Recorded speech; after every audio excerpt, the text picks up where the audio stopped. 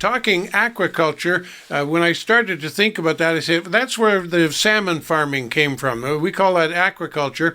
And then I realized we do fish for sure, but shellfish as well. And now we add aquatic plants. So we're like farming in aquaculture.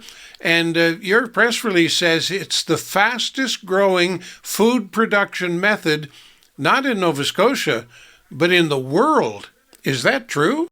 Absolutely, it is, Bill. The Food and Agriculture Organization that's under the World Health Organization put out a report last summer, and they talked extensively about aquaculture and the value that it's providing for food security around the world, and it highlighted the need for more jurisdictions to be advancing aquaculture quickly to make sure that we can keep up with global demand. You know, and I think of aquaculture, you think it was a few years ago, but it's going back probably 20, 30 years maybe, when we first introduced those salmon pens and so on.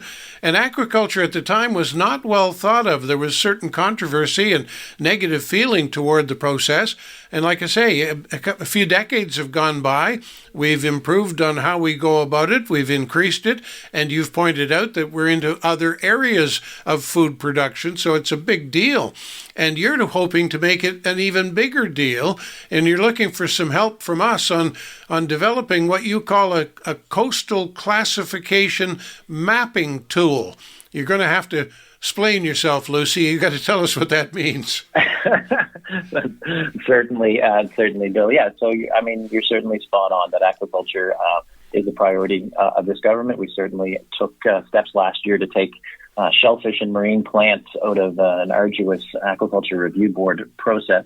But with respect to this coastal classification system, what it will be is an online mapping tool that is going to do some analysis of the coastal waters all around the province and give some data points, some indicators on water temperature, depth, current, and things like that. It's not going to be used as a decision-making tool, Bill, but it is going to be used as a resource to help with decision-making. And we're excited about it. It's been in the works for a few years now, and we're coming up on getting nearer to the end than we are the beginning. And the survey that we're putting out is really looking for feedback on the design of the website and how Nova Scotians feel that it should be, how it should look. And of course, that's where the feedback from us is going to come in. And as you say, you'll be promoting that point. People can go to the website, look, see what you've done and what you're proposing, what you're thinking, and get some feedback from them as well. I think we can ask a couple of questions here to help us understand better what you really want us to know. And therefore, if we know something, we can actually provide some input. But aquaculture doesn't mean you can take any product, any fish type, a seafood type, and grow them all side by side. I would imagine your mapping will tell us that there might be an appropriate place for salmon or trout, but oysters and mussels might fit somewhere else where the fish don't. Is that a fair way to look at it?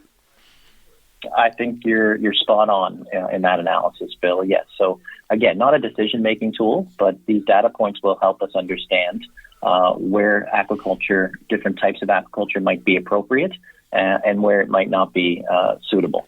Now, as you look at this and develop this mapping system, you have to take into account, I'm sure, that we already have some aquaculture opportunities and operations in place, and they're kind of scattered here, there, and everywhere, and probably were put there without really much scientific thought beforehand. They were probably more convenient for the people who were going into business. And I think, we have oyster producers in our area, for example. We have people who put together pens to, when they capture tuna, they'll keep them in pens for a while, either to let them grow up a little bigger or wait till the price changes. And then, of course, we have salmon farms, several of them to be sure. Do any of these currently existing operations have any fear from this mapping operation? I haven't heard of any fear or trepidation from. I'm sorry. Let me be clear. Will the mapping thing suggest that somebody who's already in business should move or get out of business?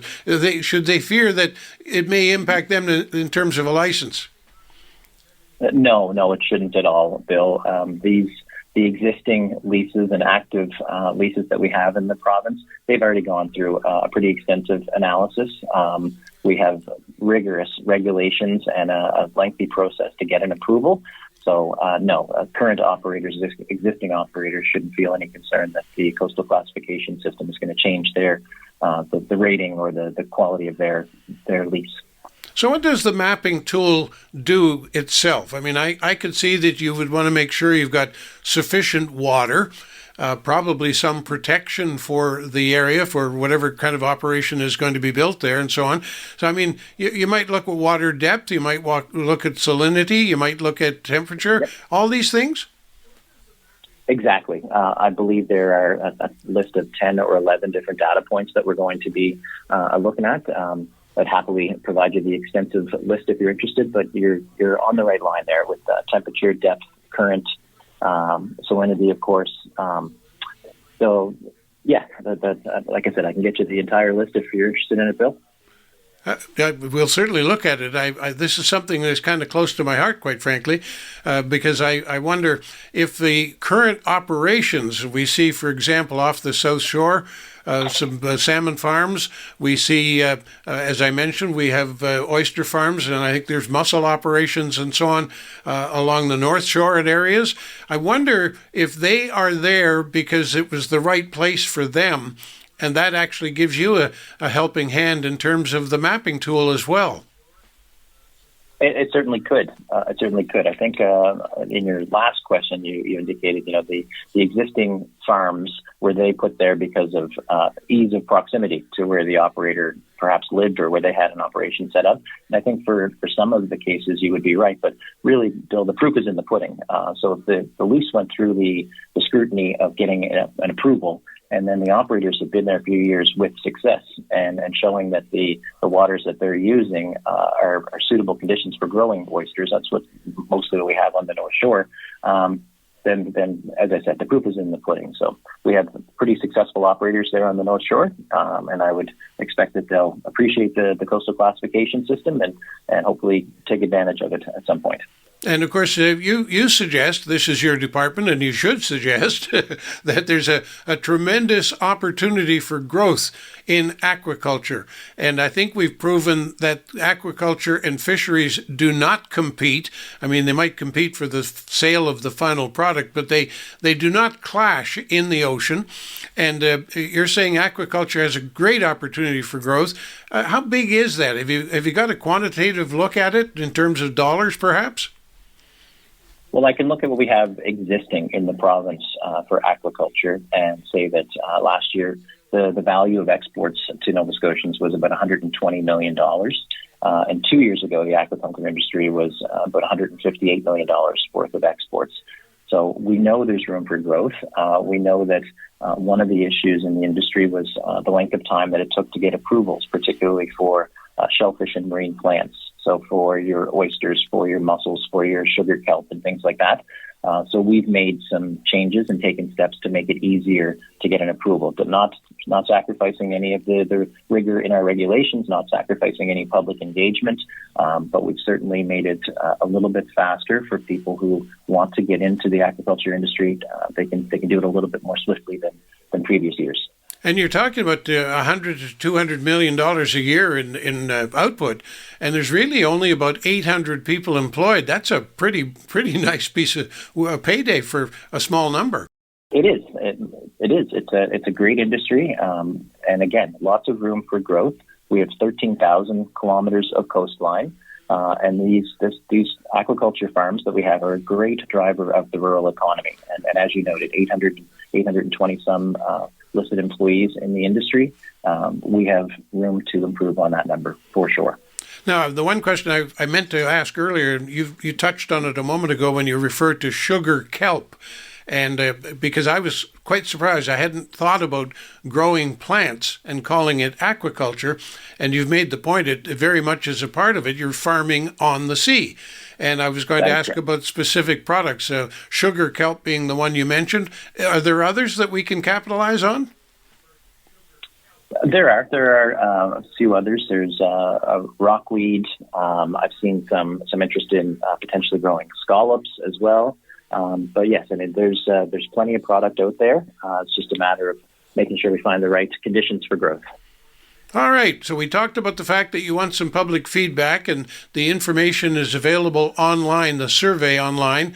You're asking us to go there and fill out the survey, and you'll find that, of course, with a very long URL to log in with. We'll have it on our website for people to follow up on, but basically it's novascotia.ca/coastal classification system engagement.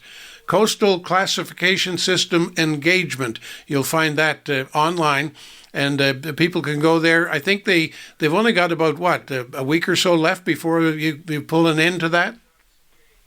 That's correct. The online survey will wrap up on the 15th of March. It's been open for about 6 or 8 weeks now already. Oh, I missed that part. Sorry about that.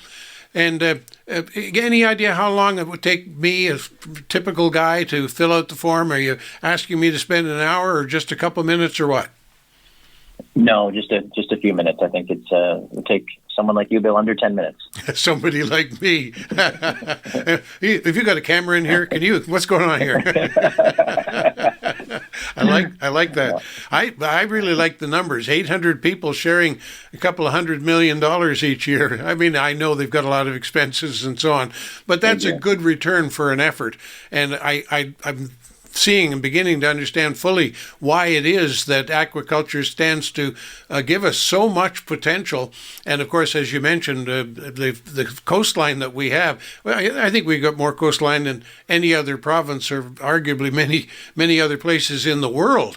So the opportunity to be able to capitalize on aquaculture, farming close to shore and close to home in some cases, and it seems like a win-win all the way around, and it erases all of the negative comments that I remember 30 years ago when aquaculture first raised its head. Yes, you alluded to it earlier, Bill. Just respect to the marine finfish pens, the technology and the rigor and the scrutiny that these farms face. It's certainly changed in the last 30, 40 years. I think that the first one in Nova Scotia was about 40 years ago, just in salmon farming. And I'm proud of my department's work to make sure that we have the strongest regulations in the country. And we need to be farming on the water. We need to take advantage of aquaculture. And I think our department is a team that's leading the way here. Now, the last thing is your title, of course, is Minister of Fisheries and Aquaculture. And I wonder sometimes, I'm slowly getting it out of my head that there's a conflict there. And there isn't. I'm not saying there is, but there was. And it's not there anymore. So do you find yourself dealing with fisheries folks, the guys who go out and actually capture live fish or lobster and that kind of thing? Do they have any difficulty at all anymore with aquaculture? Not that they brought directly to my attention, Bill. I think that you might have been right early on in the aquaculture days in this province. There might have been some worry, some trepidation that it might impact people's livelihoods. But I think it's more in unison now. I agree. And I've come to realize that. And it's not a bottomless ocean, that we know. So there has to be some care and concern, I'm sure. Is that an area of education that your department has done? There's sustainability studies done regularly by the Department of Fisheries and Oceans Canada, and once they're complete, my department gets to have a look at them. Luckily, lobster's still in the good zone where we'd like it to be, because lobster is the biggest driver of our economy when we're not talking about aquaculture. We're talking wild catch, obviously. And I would say, Bill, the people that I speak to, the harvesters that I speak to, they do have a focus on the future. And they do understand that in this day and age, you can't be catching the last lobster, because it would be very detrimental to our economy if you did.